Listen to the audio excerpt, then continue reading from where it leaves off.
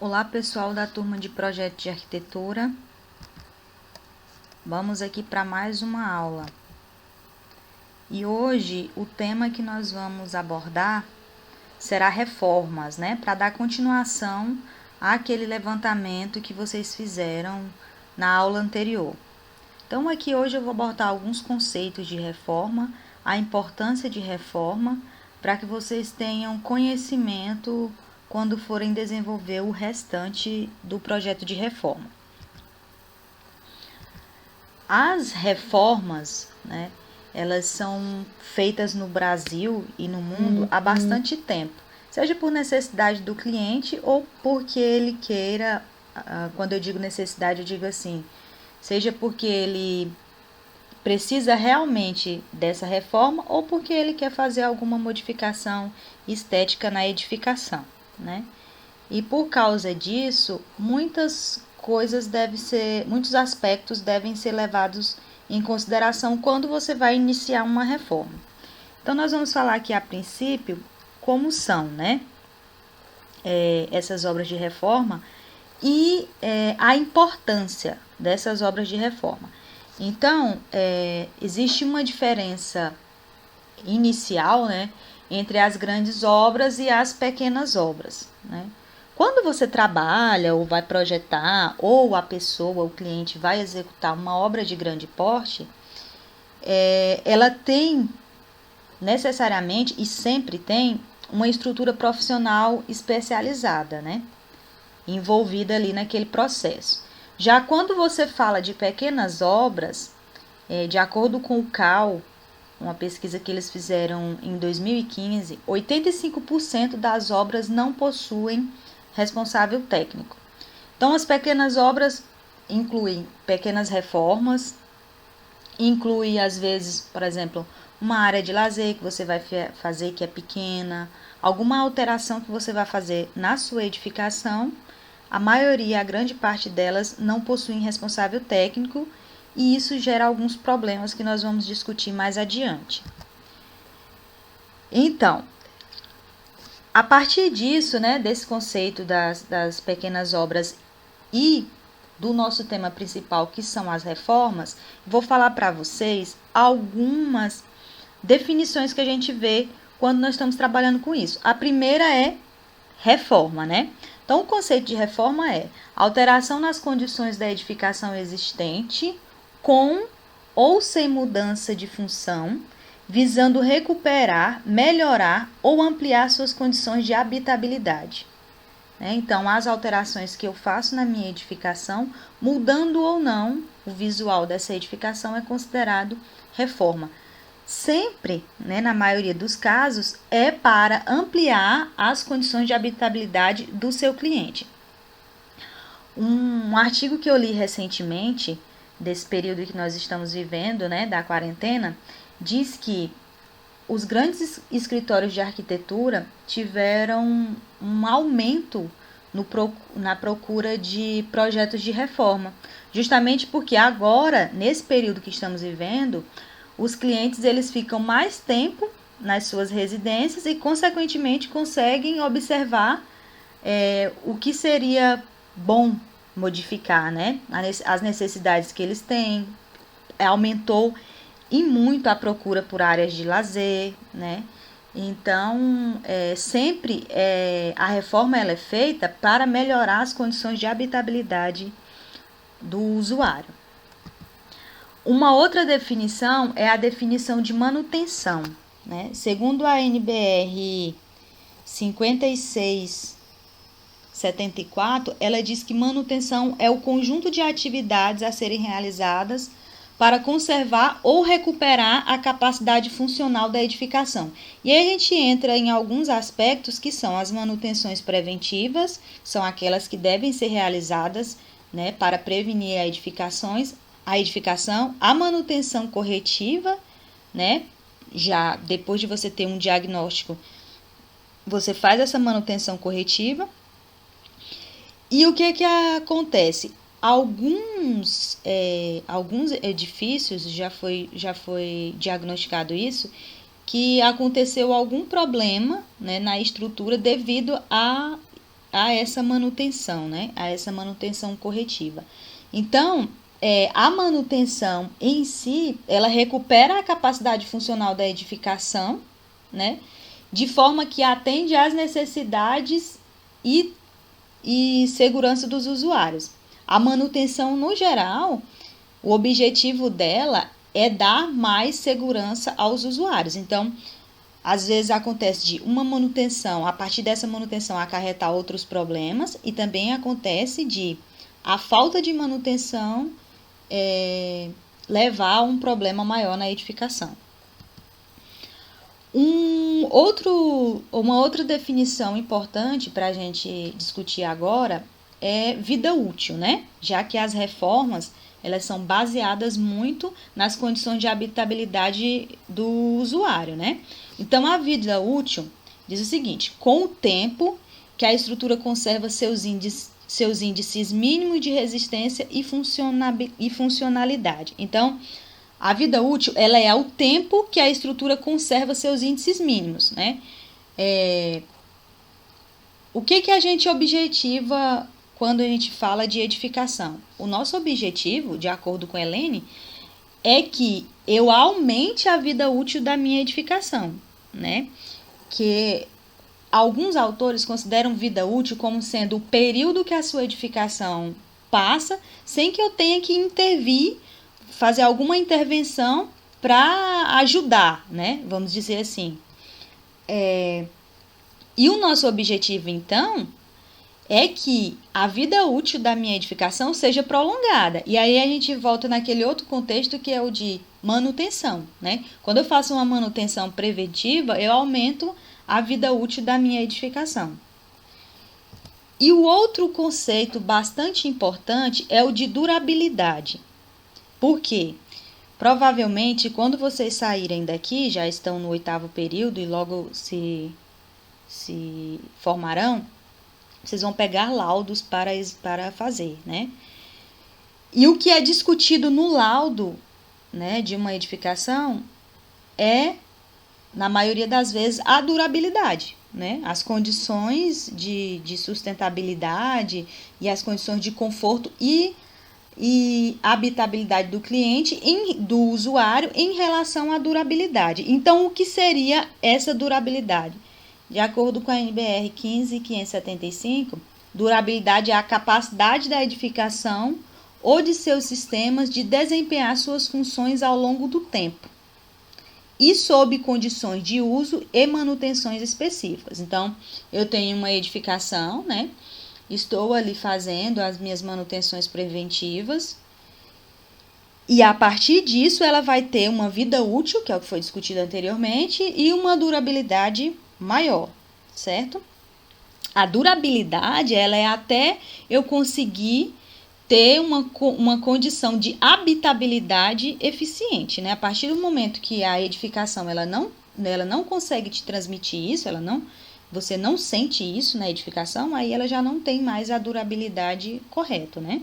Ou seja, por falta de manutenção ou outros problemas de execução, de projeção, enfim, não será discutido aqui. A partir dessa introdução, então, nós vamos para os aspectos históricos, né? Historicamente, o grande nascimento da construção civil brasileira ocorreu na década de 1940, durante o governo de Getúlio Vargas, né? A partir disso, em 1970, ocorreu então o boom da construção civil, né? E ali, a partir dali se teve um desenvolvimento melhor, a partir do regime militar, da construção civil no Brasil. A gente tinha naquela época várias técnicas de construção civil já bastante aprimoradas. Então, aqui diz o seguinte: no Brasil, o segmento de reformas toma importância a partir do momento que existem demandas de obras desse porte, desencadeadas pelo crescimento das cidades e a urbanização de novas áreas e territórios. Vocês percebem que sempre nós voltamos no contexto da urbanização, né? Então, as grandes obras e reformas, elas se desenvolveram, e o Brasil se desenvolveu no aspecto da construção civil a partir dessa urbanização, né? Em que as pessoas saíram, a partir da década de 1970, começaram a sair da zona rural para vir para as cidades. Em relação, então, às reformas, e aqui a gente começa a dizer em si a importância das obras de reforma, diz o seguinte: o processo de ganho de importância do segmento em conjunto, como é que eu posso dizer para vocês?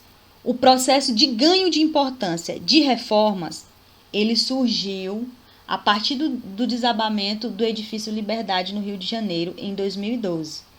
Muitos de vocês talvez não se recordam, né? E alguns profissionais, a partir de laudos, constataram que esse desabamento ocorreu devido a um processo de reforma.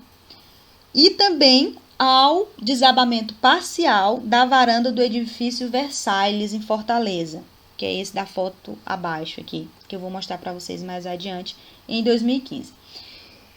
Entre outros acidentes que ocorreram, né? E aí gerou a necessidade da criação de uma norma específica, porque até então não tínhamos uma norma que tratasse especificamente de reformas. Então, a ABNT editou e publicou em abril de 2014 a NBR 16280, que ela é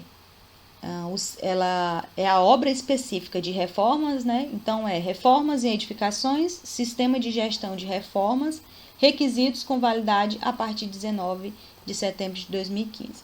Essa foi a norma feita a partir desses dois grandes eventos que aconteceram no Brasil. Então, aqui nós temos o desabamento do edifício Liberdade e aqui tem o desabamento da varanda do edifício Versalhes, né? Tá. Então, como foi dito lá na introdução, né, 85% das obras de reformas, elas são realizadas sem a contratação de um engenheiro ou arquiteto, né? A partir disso, então, as obras de reformas, elas não possuem projeto, tampouco planejamento, são feitas sem supervisão e executadas apenas pelo pedreiro e seu ajudante, na maioria das vezes. Esse processo, né, ele pode acarretar muitas patologias decorrentes de erros de execução, que gera prejuízos financeiros, né, já que você vai ter, então, retrabalho, afeta os sistemas e subsistemas da edificação e pode causar acidentes com vítimas, né? Isso vale para edificações unifamiliares e a maioria dos casos, né, que acontecem esses problemas são em edificações de condomínio, né? Então, a partir disso daqui a gente vê a importância que tem a supervisão, né, e o planejamento e projeto de um engenheiro responsável, né, ou um arquiteto que sejam responsáveis, né? Não só aqueles que fazem uma assinatura de responsabilidade técnica por fazer, mas sim com responsabilidade, que a nossa profissão, ela é sim muito, como que eu posso dizer a vocês? Eu sempre vejo a engenharia, né, como sendo uma profissão que ela tem uma responsabilidade muito grande, porque você envolve vidas. Assim como um médico, né, ele trabalha com vidas, nós engenheiros também. O que acontece é que, na maioria das vezes, num procedimento clínico, né, de cirurgia de um médico, por algum erro, né, a pessoa venha a falecer, perder sua vida. E a gente, por um erro, perdemos várias vidas, né? Então, daqui a gente nota a responsabilidade que nós carregamos com a nossa profissão. Vou mostrar para vocês aqui, ó, o edifício Andréa. Esse edifício, ele desabou em 2019. Não me recordo aqui de cabeça se foi em fevereiro, mas era um edifício que ele estava em reforma, né? Então, fizeram algum tipo de intervenção, talvez até os professores das áreas de patologia devem ter comentado com vocês, fizeram algum tipo de intervenção, né? E esse edifício veio abaixo. O que acontece é que no laudo não ficou conclusivo, né? O laudo não diagnosticar a causa do acidente, mas o que sabe é que ele estava em reforma, né? Então, várias causas foram ditas aí. O edifício Andréa é localizado em Fortaleza. Em relação à reforma, né, as não conformidades associadas a reformas em edificações, né? Então, aqui é discutido apenas nesse gráfico para vocês visualizarem as principais causas de patologias, né, em reformas. Então, 51% são projetos, né? 9% o tipo de utilização da edificação, 10% o tipo de material utilizado, né? Muitas das vezes são materiais de baixa qualidade, e 26% é a execução, como foi executada, e daqui a gente vê a importância de ter sim um profissional habilitado para fazer esse tipo de obra. Agora, em relação aos requisitos aplicáveis. Quando eu falo requisitos aplicáveis, eu falo no sentido assim, quais são as leis ou normas que a gente tem para poder seguir, né, e aplicar nas obras de reforma. Bom, pelo Código de Defesa do Consumidor, quando você não tem uma lei que rege, né, em relação a determinado bem, né, a determinado produto, vamos dizer assim, você vai ser normatizado, né, por uma norma. Então, tem uma norma e você vai fazer o seu trabalho de acordo com essa norma, já que você não tem uma lei, que é o caso das reformas. Então, para as reformas, nós temos a NBR 16.280 de 2014, né, feita pela Associação Brasileira de Normas Técnicas.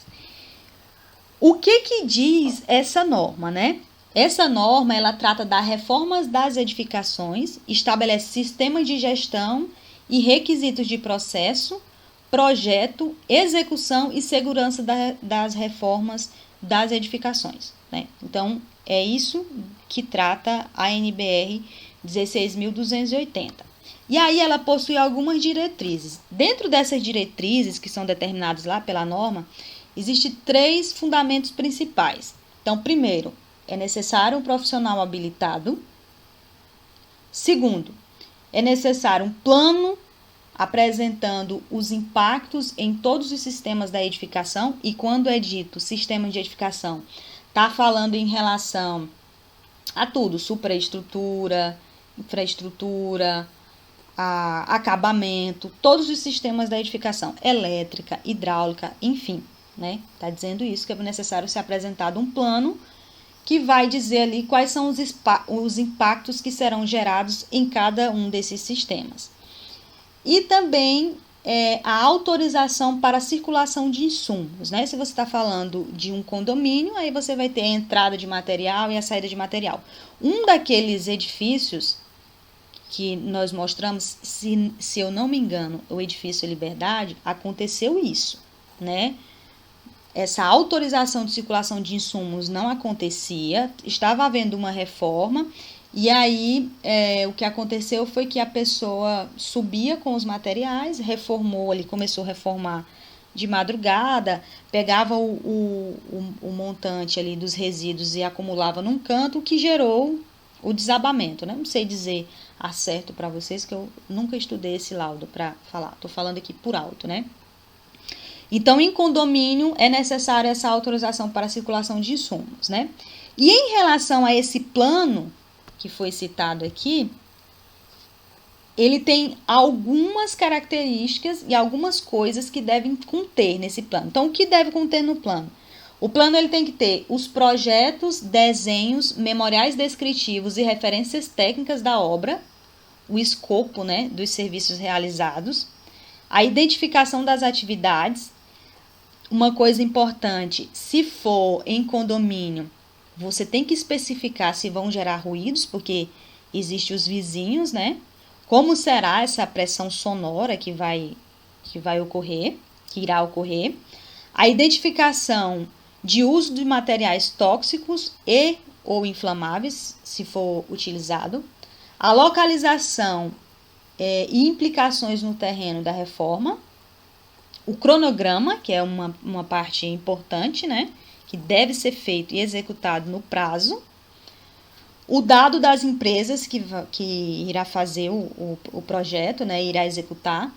A responsabilidade técnica pela execução do projeto, né? Supervisão e também a execução das obras. Uma coisa importante que eu acabei de citar, o planejamento do descarte de resíduos, né? Então, é um condomínio, é um edifício, você está reformando um apartamento. Como que vai ser feito esse descarte, né? Em qual horário? Por onde? Tudo isso tem que ser descrito no plano. Estabelecimento do local de armazenamento de insumos e as implicações no manual de uso, operação e manutenção da edificação. Essa parte aqui é a parte mais importante, coloque na cabeça. Veja, toda edificação, ela vem com o manual de uso, operação e manutenção. É obrigatório. A maioria do pessoal não faz, mas é obrigatório, né? Você deve fazer. Por quê? A pessoa comprou um apartamento, né? Esse manual de uso, ele vai estar dizendo para você, olha, esse apartamento, ele é feito em alvenaria estrutural. Se é feito em alvenaria estrutural, você não pode derrubar uma parede. Você não pode abrir uma janela, porque eu comprometo a estrutura, né? Então, é muito importante que você tenha isso em mente. Por quê? Você não passou o manual para o cliente. Aí ele resolveu abrir uma janela e caiu. E aí? Ele não sabia, o cliente ele não tem que ter conhecimento prévio. Quem tem que ter o usuário, quem tem que ter é você, como profissional habilitado, que assinou uma anotação de responsabilidade técnica para falar para esse cliente o que ele deve fazer, qual é o tipo de manutenção, né? Existem locais que até o tipo de lavagem do piso é diferente, né? Determinado tipo de apartamento, você não pode jogar água, lavar. Até isso é especificado no manual de uso e operação. E o que eu quero dizer a vocês aqui é o seguinte: quando você faz isso aqui, o plano, né, de reforma, e você tem que incluir, né, quais são as implicações, para que, se ainda estiver no prazo, a construtora vai falar para você, não acho necessário, não acho conveniente que seja feito isso, né? Para quê? Para prevenir você de problemas futuros, né? A gente deve fazer tudo em relação, em conformidade com as normas, porém, o objetivo principal é a segurança do usuário e também a nossa segurança e depois nos resguardar de qualquer imprevisto futuro, né? A norma também, ainda em relação às diretrizes, ela estabelece algumas que devem ser seguidas. Eu vou apenas dizer a vocês aqui algumas que tem lá na norma e eu oriento vocês a baixarem essa norma e dar uma lida. Então, ela diz assim, deve ser seguido, né? Preservação do sistema de segurança existentes na edificação. Você não pode chegar quebrando nada, pilar, nem nada, por exemplo, né? Quando é em concreto armado. Então, e todos os sistemas, né? Sistema de segurança, tudo, né? Isso inclui combate a incêndio, estrutura em geral mesmo, por exemplo, em concreto ou alvenaria estrutural, todos os sistemas que compõem a edificação. Meios que protejam os usuários das edificações de eventuais danos ou prejuízos, né? Isso aqui a gente entra mais para aquela área de segurança do trabalho, né? E também dos usuários, né? As telas de contenções e etc. A descrição dos processos de forma clara e objetiva, que é o que foi falado no plano, né? Definição dos responsáveis e suas atribuições durante o processo. Quem é o engenheiro, quem é o arquiteto, quem será o mestre de obra, quais são as atribuições de cada um nesse processo. A previsão de recursos para o planejamento da obra e a garantia de que a obra não prejudique os diferentes tipos de manutenção da edificação após a obra. Então, lá no manual, ela vai ter os tipos de manutenção que são realizadas na obra no decorrer do tempo e a sua obra de reforma, ela não pode interferir nos outros tipos de manutenção que eu vou fazer. Por exemplo, vai que você resolveu, que fica melhor, levantar uma parede onde tem um sistema de ar-condicionado, de manutenção. Eu não posso, principalmente se for em obras de condomínio, porque é onde você tem bastante pessoas. Isso gera discussões, né? Geram conflitos, na verdade. Agora, em relação às modificações, isso aqui é uma parte muito importante, a norma ela diz assim: deve ser apresentada toda e qualquer modificação que altere ou comprometa a segurança da edificação ou de seu entorno à análise da construtora ou incorporadora do empreendimento dentro do prazo de 10 anos. Então, eu tenho lá a incorporadora ou construtora responsável pelo aquele empreendimento. A partir do seu plano de reforma, se houver uma modificação que compromete a segurança, você deve consultar a construtora ou a incorporadora, né? Já que ela fica ali responsável por isso por um prazo de 10 anos. Após esse prazo, essas modificações devem ser apresentadas a um responsável técnico, que é designado pelo responsável legal para efetuar a análise das mudanças. Uma coisa interessante é que esse responsável legal é a pessoa mesmo responsável. Vamos supor que é um edifício de condomínio, é o síndico, né? Quando ele sai, ele passa toda essa responsabilidade para o próximo, né? Agora, em relação às responsabilidades, né? Além desses dispositivos que eu mostrei anteriormente, a norma ela apresenta algumas responsabilidades por parte do representante legal da edificação, né? A pessoa que é responsável pela edificação, o proprietário, o síndico, enfim. Então, ela estabelece 3 fundamentos principais. Letra A. Antes do início da obra, esse responsável legal ele tem que disponibilizar os requisitos e ações necessárias para a realização da reforma. Ele vai requerer a atualização do manual, ele também vai passar para você toda a documentação desse edifício, ele vai passar para você os projetos, né? Tudo que diz respeito a essa obra, e ele vai submeter também a uma análise técnica. Durante a obra, ele precisa verificar o atendimento ao plano de reforma, cumprir e fazer cumprir as deliberações em relação à obra aprovada, que tem que estar em atendimento ao regimento interno, no caso de condomínios, né? E tomar as ações necessárias caso haja condições de risco eminente à edificação. No caso do edifício Andréia, né? Houve um problema parecido com esse aqui, né? Até, se eu não me engano, a síndica veio a óbito, né? Então, para vocês verem como é importante a gente seguir, né, as normas as normas que regulamentam as nossas profissões. E independente de você ser o responsável legal da edificação ou o responsável técnico, a responsabilidade é muito grande, né? E letra C, após a obra, o responsável da obra, ele vai fiscalizar as condições da obra concluída, receber o termo de encerramento das obras e manual atualizado, e cancelar as autorizações de entrada, né, no caso de condomínio, e arquivar toda a documentação da reforma.